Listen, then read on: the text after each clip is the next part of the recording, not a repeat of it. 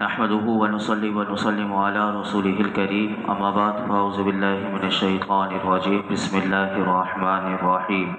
والذين هاجروا في سبيل الله ثم قتلوا او ماتوا ليرزقنهم الله رزقا حسنا وان الله لهو خير الرازقين۔ اور وہ جنہوں نے اللہ کی راہ میں اپنے گھر بار کو چھوڑے پھر قتل کر دیے گئے یا خود مر گئے تو اللہ ضرور انہیں اچھی روزی دے گا، اور بے شک اللہ سب سے اچھا رزق دینے والا ہے۔ اس آیت کریمہ کے شان نزول یہ ہے کہ بعض صحابہ کرام رضوان اللہ تعالی علیہم اجمعین نے نبی کریم صلی اللہ علیہ وسلم سے عرض کی، یا رسول اللہ صلی اللہ علیہ وسلم، ہمارے اصحاب جو شہید ہو گئے ہم جانتے ہیں کہ اللہ کی بارگاہ میں ان کے بڑے درجے ہیں، اور ہم جہادوں میں آپ کے ساتھ رہیں گے، لیکن اگر ہم آپ کے ساتھ رہیں اور ہمیں شہادت کے بغیر موت آئی تو آخرت میں ہمارے لیے کیا ہے؟ اللہ اکبر! کیا ذوق تھا انہیں، وہ جذبہ جہاد کا، شوق شہادت کا، کہ نبی پاک صلی اللہ علیہ وسلم سے پوچھ رہے ہیں کہ کہیں ایسا نہ ہو کہ ہمیں شہادت کی موت نہ ملے اور ہم طبعی موت مر جائیں۔ تو اس پر اللہ رب العالمین نے یہ آیت کریمہ نازل کی، اور اس کے بعد والی بھی آیت نازل فرمائی، اور فرمایا اس آیت میں کہ وہ لوگ کہ جنہوں نے اللہ کی راہ میں اپنا گھر بار چھوڑا اور اس کی رضا کے لیے اپنے عزیز و قارب کو چھوڑ دیا، اپنے وطن سے نکلے اور مکہ مکرمہ سے مدینہ طیبہ کی طرف ہجرت کی، پھر وہ جنگ میں گئے، یا تو وہ شہید کر دیے گئے یا انہیں طبعی موت آ گئی، فرمایا دونوں کو اللہ تعالی ضرور انہیں جنت کی اچھی روزی دے گا، کہ وہ روزی کہ جو کبھی ختم نہ ہوگی، اور فرمایا کہ یاد رکھو کہ بے شک اللہ سب سے اچھا رزق دینے والا ہے، کیونکہ وہ جب دیتا ہے تو فرمایا بے حساب رزق دیتا ہے، اور رزق وہ دیتا ہے تو اس پر فرمایا کہ اللہ کے علاوہ اور کوئی قدرت نہیں رکھتا، کیونکہ رزق دینے والی ذات اللہ کی ہے۔ آگے ارشاد فرمایا لَيُدْخِلَنَّهُمْ مُدْخَلًا يَرْضَوْنَهُ وَإِنَّ اللَّهَ لَعَلِيمٌ حَلِيمٌ، وہ ضرور انہیں ایسی جگہ داخل فرمائے گا جسے وہ پسند کریں گے، اور بے شک اللہ علم والا، حلم والا ہے۔ یہاں پر اللہ رب العالمین نے ان لوگوں کے بارے میں فرمایا کہ جو جہاد میں، یا پھر فرمایا کہ جو خود ہی طبعی موت مر جائے انہیں کیا کیا دے گا، فرمایا اس جنت کا اللہ نے تعارف کروایا۔ وہ جنت ایسی جگہ ہے، فرمایا کہ جب وہ اس میں جائیں گے تو وہ پسند کریں گے وہاں جانا، اور فرمایا وہاں ان کی ہر مراد پوری ہوگی، اور وہاں جنت میں انہیں کوئی ناگوار بات پیش نہیں آئے گی، اور فرمایا بے شک اللہ رب العالمین ہر ایک کے احوال کو جاننے والا، اور قدرت کے باوجود دشمنوں کو جلد سزا نہ دے کر وہ حلم فرمانے والا ہے۔ اللہ اکبر! یہ ہے میرا رب کریم کہ جو اپنے بندوں پر کتنا کرم کر رہا ہے، کہ دشمن بھی ہیں تو اس کا حلم دیکھیے کہ وہ جلد سزا نہیں دیتا۔ ان آیات میں علماء کہتے ہیں کہ جو شخص اللہ کی راہ میں جہاد کی نیت سے نکلے اور مجاہدین کے ساتھ نکلے، اور فرمایا کہ پھر اسے شہادت کی موت تو نہیں آئی لیکن طبعی موت آ گئی، تو اسے اور شہید دونوں کو تو اچھا رزق دیا جائے گا، لیکن یہاں پر ایک بات یاد رکھیے گا کہ شہید کا مرتبہ طبعی موت یعنی خود سے جو اس کا وقت لکھا ہوا تھا آ گئی، تو یاد رکھیے شہید کا مرتبہ طبعی موت سے مرنے والے سے بڑا ہے، یہ بات یاد رکھیے گا، لیکن دونوں کو اللہ تعالیٰ اچھا رزق دے گا۔ جو اللہ کی راہ میں شہید ہو جاتے ہیں ان کے بارے میں بے شمار احادیث مبارکہ ہیں۔ یہ ایسے ہی جذبہ جہاد نہیں ہوتا تھا، ایسے ہی صحابہ کرام وہ شوق شہادت لے کر میدان میں، اور آج بھی ان کے لیے یہ اجر ہے۔ سنیے میں ایک دو حدیث مبارکہ آپ کے سامنے رکھتا ہوں کہ موت سے پیار کیسا ہوتا ہے۔ ہمیں بڑا موت سے ڈر لگتا ہے، لیکن اللہ تعالی ہمیں دین کی سمجھ دے، اور اگر اسلام کے لیے ہمیں بھی اپنی جان کا نذرانہ دینے کی وقت آ جائے تو ہم پیچھے نہ ہٹیں۔ ان احادیث مبارکہ کو یاد رکھیے گا۔ نبی کریم صلی اللہ علیہ وسلم نے ارشاد فرمایا کہ راہ خدا میں شہید ہونے والا قیامت کے دن اس طرح اللہ کی بارگاہ میں آئے گا کہ اس کے خون سے میرے آقا فرماتے ہیں کہ مشک کی خوشبو آ رہی ہوگی۔ اللہ اکبر۔ جبکہ طبعی موت مرنے والے کے خون سے ایسی اس کو فضیلت حاصل نہیں ہوگی۔ اسی طرح شہید ہونے والا قیامت کے دن شہادت کی فضیلت دیکھنے کے جب اسے اللہ جو اجر دے گا، جو انعامات سے نوازے گا، تو فرمایا کہ اپنی فضیلت دیکھ لینے کے بعد وہ قیامت کے دن اللہ کی بارگاہ میں یہ تمنا کرے گا کہ اسے دنیا میں پھر لوٹا دیا جائے اور وہ دوبارہ اللہ کی راہ میں شہید کر دیا جائے۔ اللہ رب العالمین ہمیں بھی وہ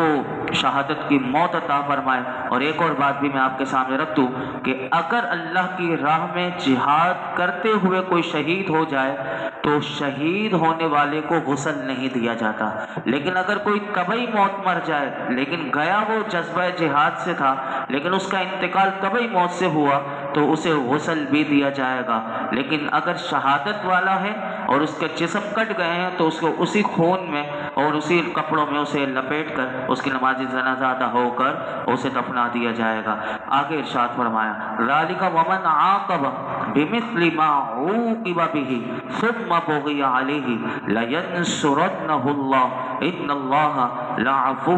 غفور۔ بات یوں ہی ہے، اور جو کسی کو ویسی ہی سزا دے جیسی اسے تکلیف پہنچائی گئی تھی پھر بھی اس پر زیادتی کی جائے تو بے شک اللہ اس کی مدد فرمائے گا، بے شک اللہ معاف کرنے والا اور بخشنے والا ہے۔ اس آیت میں اللہ رب العالمین نے ارشاد فرمایا کہ جو مسلمان کسی ظالم کو ویسی ہی سزا دے گا جیسی اسے تکلیف پہنچائی گئی تھی اور بدلہ لینے میں وہ حد سے نہ بڑھے، پھر بھی اگر اس مسلمان پر زیادتی کی جائے تو یاد رکھیے کہ اللہ نے فرمایا کہ بے شک اللہ ظالم کے خلاف اس کی مدد فرمائے گا، کہ بے شک اللہ تعالیٰ مسلمانوں کو معاف کرنے والا اور ان کی بخشش فرمانے والا ہے۔ اس آیت کا شان نزول بھی میں آپ کے سامنے عرض کر دوں کہ اس آیت کا شان نزول یہ ہے کہ یہ آیت ان مشرکین کے بارے میں نازل ہوئی کہ جو محرم کے مہینے کی آخری تاریخوں میں مسلمانوں پر وہ حملہ آور ہوئے۔ اور یاد رکھیے کہ 4 مہینے حرمت والے، ایک رجب اور ایک ذیقعدہ، ذی الحج، محرم، یہ 4 جو حرمت والے مہینے، ان زمانے میں بھی ان مہینوں میں جنگ نہیں ہوتی تھی، تو اس وقت مشرکین نے محرم کے آخری تاریخوں میں مسلمانوں پر حملہ آور ہوئے اور مسلمانوں نے مبارک مہینے کی حرمت کے خیال سے لڑنا نہ چاہا، مگر جو مشرک تھے وہ نہ مانے اور انہوں نے لڑائی شروع کر دی۔ مسلمان ان کے مقابلے میں ثابت قدم رہے اور اللہ نے مشرکوں کے خلاف مسلمانوں کی مدد فرمائی۔ یہی بات اس آیت میں بیان کی گئی، لیکن یاد رکھیے گا اس آیت میں ہمارے لیے جو پیغام ہے وہ یہ ہے کہ جو شخص جتنا ظلم کرے اسے اتنی ہی سزا دینا، یہ عدل و انصاف ہے۔ اگر ممکنہ صورت میں قرآن کہتا ہے کہ بدلہ لینے کے بجائے اگر کسی ظالم کو معاف کر دیا جائے تو یہ بہرحال بہتر ہے اور افضل ہے، کیونکہ معاف کرنے والے کا اجر و ثواب بہت زیادہ ہے۔ لیکن یہ اگر ہمارے اندر سمجھ ہو تو، ورنہ ہمارے اوپر کوئی ظلم کر دے تو ہم بدلہ لینا ہی چاہتے ہیں اور بدلہ نہ لیں تو ہمیں سکون نہیں ملتا۔ لیکن میرے آقا علیہ الصلوۃ والسلام کی مبارک زندگی میں اگر ہم دیکھیں تو میرے آقا علیہ الصلوۃ والسلام کس طرح ان کی سیرت مبارکہ میں حضور کا عمل ہمارے سامنے آتا ہے، سنیے میں آپ کے سامنے رکھتا ہوں۔ حضرت ابو عبداللہ جدلی رضی اللہ تعالیٰ عنہ فرماتے ہیں کہ میں نے ہماری ماں ام المؤمنین سیدہ عائشہ صدیقہ طیبہ طاہرہ رضی اللہ تعالیٰ عنہ سے رسول اللہ صلی اللہ علیہ وسلم کے اخلاق مبارک کے بارے میں پوچھا تو آپ نے فرمایا کہ نبی اکرم صلی اللہ علیہ وسلم طبعی طور پر فحش باتیں کرنے والے نہ تھے اور نہ ہی تکلف کے ساتھ فحش کہنے والے تھے، اور نہ حضور بازاروں میں شور کرتے تھے، اور حضور حضرت عائشہ فرماتی ہیں کہ آپ برائی کا بدلہ برائی سے نہ دیا کرتے بلکہ معاف کر دیا کرتے اور درگزر کیا کرتے تھے۔ اسی طرح ہماری ماں ایک اور حدیث پاک میں فرماتی ہیں کہ رسول اللہ صلی اللہ علیہ وسلم نے کسی معاملے میں اپنی ذات کا کبھی انتقام نہیں لیا، خواہ حضور کو کیسی ہی تکلیف دی گئی، لیکن ہاں اگر اللہ کی جب حرمتوں کو پامال کیا گیا تو پھر میرے آقا اللہ کی حدود کی پامال کرنے والے سے اس کا انتقام ضرور لیا کرتے تھے۔ ہمارے لیے ایک اور حدیث پاک میں ایک پیغام یہ ہے کہ کل قیامت کے دن اللہ رب العالمین کیسے معاف کرے گا۔ اب دیکھیے جنت میں جب جا رہے ہوں گے تو کیسے جا رہے ہوں گے، جو دنیا میں لوگوں کو معاف کر دیتے تھے ان کے بارے میں حدیث پاک میں آتا ہے کہ حضرت انس رضی اللہ تعالیٰ عنہ سے روایت ہے کہ اللہ کے محبوب علیہ الصلوۃ والسلام نے ارشاد فرمایا، جب لوگ حساب کے لیے ٹھہرے ہوں گے تو اس وقت ایک منادی ندا کرے گا، یعنی اعلان کرے گا، جس کا اجر اللہ کے ذمہ کرم پر ہے وہ میدان محشر سے اٹھے اور وہ جنت میں چلا جائے۔ پھر وہ دوبارہ اعلان کرے گا کہ جس کا اجر اللہ کے ذمہ کرم پر ہے وہ اٹھے اور جنت میں داخل ہو جائے۔ پھر اس سے پوچھا جائے گا جو اعلان کرنے والا ہوگا کہ وہ کون ہے کہ جس کا اجر اللہ کے ذمہ کرم پر ہے، تو اعلان کرنے والا منادی کہے گا کہ ان کا کہ جو لوگوں کی دنیا میں خطاؤں کو معاف کرنے والے تھے ان کا اجر اللہ کے ذمہ کرم پر ہے۔ کہتے ہیں حدیث پاک میں آتا ہے تیسری بار جب منادی یہ دوبارہ اعلان کرے گا کہ جس کا اجر اللہ کے ذمہ کرم پر ہے، تو راوی کہتے ہیں کہ جب وہ یہ اعلان کرے گا کہ وہ اٹھے اور جنت میں داخل ہو جائیں تو میرے آقا فرماتے ہیں کہ ہزاروں آدمی کھڑے ہو جائیں گے اور بلا حساب کتاب انہیں جنت میں وہ چلے جائیں گے۔ اللہ اکبر۔ دنیا میں ایسے لوگ بھی ہیں کہ جو لوگوں کو معاف کر دیتے ہیں، جن کا ظرف اتنا بڑا وسیع ہوتا ہے، اللہ وہ ظرف ہمیں بھی عطا فرمائے کہ ہم بھی لوگوں کو معاف کر دیا کریں۔ آگے ارشاد فرمایا ذالک بان اللہ یولج اللیل فی النہار ویولج النہار فی اللیل وان اللہ سمیع بصیر۔ یہ اس لیے ہے کہ اللہ رات کو دن کے حصے میں داخل کرتا ہے اور دن کو رات کے حصے میں داخل کرتا ہے، اور یہ اس لیے ہے کہ اللہ سننے والا دیکھنے والا ہے۔ یعنی اس آیت میں اللہ رب العالمین نے فرمایا کہ مظلوم کی مدد فرمانا